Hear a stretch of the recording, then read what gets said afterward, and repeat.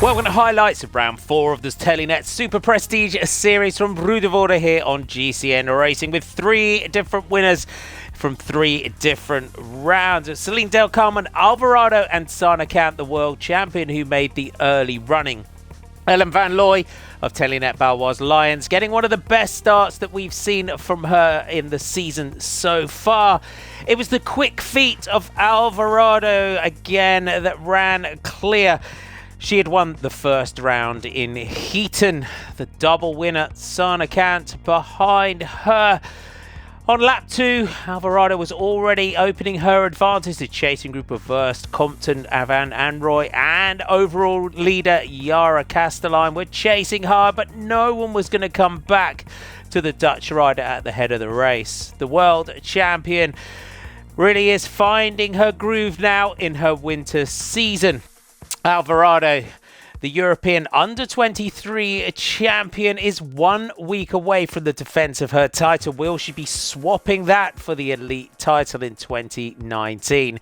She came down the finishing straight, high-fiving the crowd to take her second victory in the series so far and move herself into the lead overall. The world champion Sana Kant came across the line in second place, while the US national champion Katie Compton was third.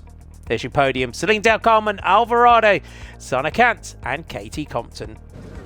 In the elite men's race, we had the much anticipated return of Mathieu van der Poel. Could anyone prevent the world champion from starting his cyclocross season in a dominant fashion? Ellie Isabit of Paushausen Bingo led out in the red. Toonarts up there in the general classification in 4th overall. Lars van der Haar, the series leader, not getting the best of starts. Paushausen Bingo and Telenet Baloise Lions were taking the race to Mathieu van der Poel. Michael van Turenhout was the next rider to try his luck. The sandy climb would prove decisive as the race went on.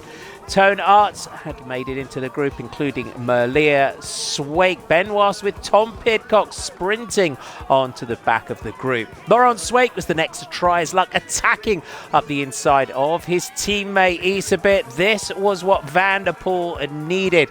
He chased hard. Isabit was trying to get on. It was a great race from Laurent Swake.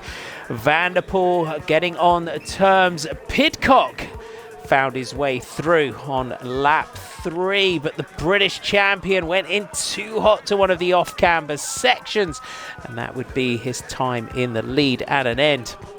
Van der Poel, though, on the sandy climb, it came down to the incredible power of the Corridor Circus rider. He managed to ride it, while behind Swake had to dab the left foot. Cyclo-cross comes down to the minutest of seconds between winning and losing. This was all Van der Poel needed to seize the advantage, and he went clear alone. Swake, though, was holding him at 20 seconds. The last lap, he rode the sandy climb for the final time, and he even managed to showboat over the bridge on the final time before he rode into the finishing straight.